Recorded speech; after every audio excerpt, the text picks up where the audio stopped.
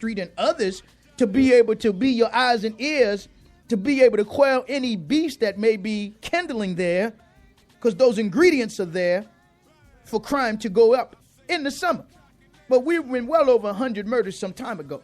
But they keep lying to you, telling you that crime is down. They did it under Bill Fell. They did it under your previous commissioners, telling you that crime is down when nothing could be further from the truth. So again, this is what we're looking at in the city of Baltimore right now on June the 25th, 2013. And again, as I said before, your mayor, who obviously was in Las Vegas, had the U.S. Conference of Mayors. But again, most of these, I'm sure, shootings and killings are not being done by those that have legitimate guns. And she's not sponsored any serious legislation. Bats haven't sponsored any real legislation to go after the illegal guns and the illegal gun traffickers. I ain't talking about the little guys, but I'm talking about the big guys up top, man. That's what has to be done. Then you have to increase the significant rewards. Then you got to protect those that come forward. See, but we've seen you can't even protect police officers down there. We've seen where you can't protect good, decent police officers that come forward, Melvin Russell. What's the other one I saw walking with bats the other day? Leoli? I mean, you can't even bring people who don't have credibility around the black community, man. When you had Dan Leoli in that Eastern District that worked with Cleve Williams and kept Cleve Williams from being arrested, and Cleve Williams stabbed and killed his wife. I think her name was Vanessa Williams or Veronica Williams. But Dan Leoli has since been promoted. Paul Mary and the rest of the corruptors have since been promoted, man. See, these people have no credibility among our people. You can't bring these people around us and think that people are going to cooperate with them. If they would do that with Cleve Williams, how many other people will they do this to? And Dan Leoli was never fired, suspended with pay. And now Dan Leoli has been promoted. He promoted and walking around with bats. And you would think somebody on the city council or somebody who said they like bats would be sensible enough to say, man, you can't bring Dan Leoli around here in the Eastern District. You can't bring Melvin Russell around here. I don't give a damn if he is running around talking about he's a preacher. Can't serve two gods, Melvin Russell. Sorry. And then the hypocrisy of it all, man. You see, one of your preachers, I think his name was Wheeler. Now, I don't have a problem if you want to name a street after a minister, man. I don't have a problem if you want to do that, if that's what you want to do. But on a Monday after you had 20 shootings, you would think that the minister and the church and those who even wanted to do something like that would be a little sensitive to the dead, man. Be a little sensitive to those who have lost their lives and say, we're not going to have no street ceremony today. Let's wait it out. Let's wait a month. What's the rush to have a street naming ceremony on a Monday after the city, and people are grieving in the city, man, right few blocks from you in East Baltimore. So who are you doing this for? To be seen among men? You had to be doing this to be seen among men. But it goes back to what Dr. King said, man. The church, and more particularly the black church today, has a hypertension of creed and an anemia of deeds, man. They talk loud, but they say nothing and do nothing, man. They say nothing and do nothing. If it don't apply, let it fly. But you know who you are, man. You know who you are. You busy promoting a gospel concert with Marvin Sapp, a gospel concert with Mary, and talking about a revival, but you jiving, man. You jiving when it comes to going out there to be the peacemakers among our people. You jiving, Jamal Bryant. You jiving, Frank Reed. Y'all jiving and conniving, man, while our people dying in the street. They got nerve be talking about on Sunday when you go to church, the things I used to do, I don't do no more. The heck you don't. You're still doing them, man. You jiving.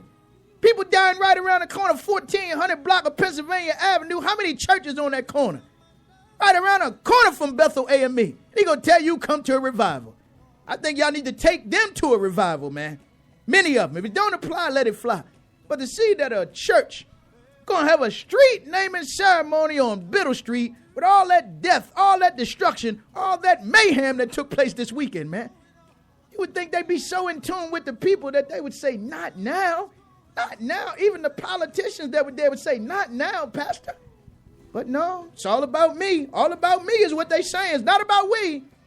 All about me, man. All about Pastor Wheeler in that church. But as Dr. King said, man, the church has become the tail light and not the headlight. How do you know? They turning back the clock on your civil rights, turning back your clock on your affirmative action, And none of your 50,000 watt radio station misleadership is telling you we need to be at the Supreme Court. Not this week, but last week. We should have been at the Supreme Court, but they spend more time talking about what's happening on the basketball court, but what's not happening at the Supreme Court, man. And all your friends, they making sure they look out for their rights. Same-sex marriage crew going to be up. They've been over there. The Hispanics and immigration, they've been over there for their rights. But they ain't standing up for you, but yet they say we all American. Can't we all just get along? They're not trying to get along with you, man. You out on your own right now. But let me open up the lines. Take your thoughts, questions, comments as I go to this clip of your mayor talking about the violence in the city of Baltimore. But again, nobody saw Commissioner Batts. Nobody saw Batts. In Nevada, and ABC 2 News' Kelly Swoop. Let me go to this clip, and then we open up the lines. 410-761-1592. It's clear that we need to do more. From her meetings in Las Vegas, Mayor Stephanie Rawlings-Blake says she's being briefed on the weekend wave of crime. 21 people shot, 8 of them died. Tragedy in all of this is we can get better, and we are getting better, but it doesn't bring one of them back. While attending the U.S. Conference of Mayors in Las Vegas, Rawlings-Blake says, sadly, our city isn't the only one being crippled by crime. Next to the mayor of D.C., who had a similar rash of shootings this weekend. But Baltimore can do better, and has been, according to the mayor. We have reduced violent crime across the board. Juvenile homicides are down. Rawlings-Blake wants to step up their work with the community, the innocent families caught in the crossfire. We have to find ways to collaborate better and stronger with people who want to see Baltimore succeed and want to see a safer community, and find ways to work with them to do just that. No, I don't ever want to see another weekend like we had, but, you know, when I think about the progress we've made, that's what gives me hope that I know that we can do better. Swoop asked the mayor about the possibility of the shootings being gang-related. She says detectives are looking at every shooting, the individuals involved, their criminal histories, and the affiliations to determine if these were, in fact, retaliations. We'll, of course, keep you posted. Welcome back. Welcome back. Well, back to life, back to reality, man. Let me come to the line, take your thoughts, questions, comments. 8 dead in a bloody weekend in Baltimore, 20 shot. And this is just the second or third day, no, the fourth day of summer. Now, I know some of you want to blame it on a super moon or super June, but if it's been violent since January 1 and you haven't seen no real deployment and no real intervention, what do you think is going to happen come June 1, July 1? But again, let me come to the line. Take your thoughts, questions, comments, man. Good afternoon, caller. You on the State of the City. Hello, Mohammed. How you doing? Okay. Thoughts and comments. First of all, yeah, it seems kind of ludicrous to apologize for something that should have never have happened in the first place. It's like closing the door when the horse has already left the barn. You said it, man. Now, if you can see that, and you, of course, are not hearing impaired, but you physically blind, I would think that the mayor and the police commissioner could see that, y'all. You think so, wouldn't you? I mean, she's saying she's sorry, but I mean, the horse has already left the barn. It's too late. Absolutely, and then you get asinine statements from the spokesperson like Anthony Guglielmi saying things like, let me make sure this is a little bit of a spike in terms of the weekend, but all in all, we're pretty satisfied with the way the city is headed, violence-wise, is what Guglielmi said, man. That is really crazy. That really is. Oh, I wanted to ask you something else while you're here. Yeah.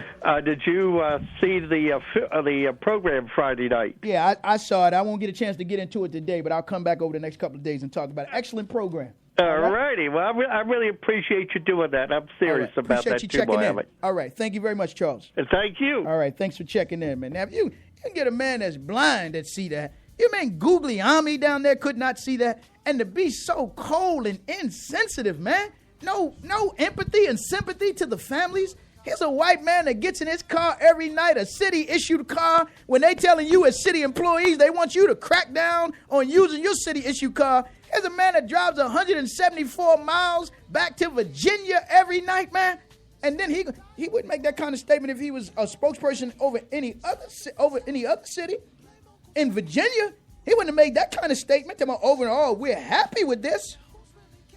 But your man didn't discipline him, and he'll still be the spokesperson, man. So the question you got to ask, who's running that ship down there, man? And Bats clearly is in over his head, man. Every time you see him, he run around like tickle me Bats or tickle me Elmo. He want to speak at every press conference, but where was he when things were going on Friday? Now, if one of them workers out there that's working Metro, you go down Madison Street, you see the Metro workers out there working on your infrastructure. Guess they got some bad pipes again. Now, if one of them workers got killed, I'm sure they come down there and lock East Baltimore down, man. Not saying you got to lock it down in order to reduce crime and stop crime. You can stop it without violating people's rights. But again, man, all this goes back to your mayor, goes back to your police commissioner. If they're the highest paid police commissioner, we better see some higher paid acts going on by this police commissioner and by your mayor or your deputy mayors down there. And of course, that is, I believe that is Warren Branch's district, man. That is Warren Branch's district. So there's not a time for Warren Branch to be silent. It's not a time for the head of the Public Safety Committee. I believe that's still Jim Kraft, not the vice chair, the little rugrat down there, Brandon Scott, man. They would tell you he grew up in Park Heights. Well, that's what they say about Councilman Ken Harris. He grew up in Park Heights too. But these are the ones that clearly your mayor is telling the news media that they should go to get all of the press, which is Brandon Scott. That's basically it if you watch that, man. So all of that is to try to pacify you, to make it look like they really are doing something when they're doing nothing right now, man. Let me come back to the lines, take more of your thoughts, questions, comments, man. 410-761-1592. Yeah, you living like it's bulletproof and be more, man. Good afternoon, caller. You on the State of the City. Good afternoon, Brother Darren. How are you? I'm good, brother. How are you? Thoughts and comments on this mess, man? Hey, brother, firstly, man, that asinine statement by that, whatever his name is, we need to call for his dismissal. Absolutely. Brother, anytime, if the mother of all violence is miseducation and the father of all violence is economic castration, man, until she get up off of her, you know what, and get some job and get somebody in that school system that's going to educate our kids, man. Right. We're looking at the same thing over and over, brother. Yes, sir. Clearly, that's what we're looking at, man. But his other comments were, these incidents are going to happen, so we want to set realistic expectations, Guglielmi said. What's important is how we respond. Well, now, between you and me, brother, there's almost a shooting up and down Monument and Madison Street almost once a week, is it not? Yes, sir. No doubt. So again, as I've said before, you do see those security booths up and down Monument Street around the corridors where Johns Hopkins employees frequent, right? No, brother, no doubt, man. I have one question for you. Now, if the victims were of another race, right, do you think this idiot would have made a statement like that? Heck no. He'd have been, they'd have personally drove him back to Virginia like they did Connie Brown when he was over the head of Department of Recreation. So you see, he knows where he can make those kind of statements and get away with it, right? Clearly, brother. Yes, sir. Clearly. All right. Appreciate you checking in. And we'll take more of your calls, 410-761-1592. And speaking of Department of Recreation, man, you ain't heard them coming on radio talking about jobs, opportunities for the young people or nothing, man. I mean, I ran into the health commissioner. She was down Starbucks, man, about 10:30 getting her a latte. She didn't know me. But I knew her, Dr. Ox Bobbitt. She said she's from New York, man. Well, I guess you don't even know how to get over this. She don't even know how to get back to the health department from Harbor East, man.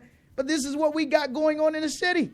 A lot of technocrats and bureaucrats, man, as opposed to just real, genuine people that care about all of the citizens in the city, black, brown, red, yellow, and white.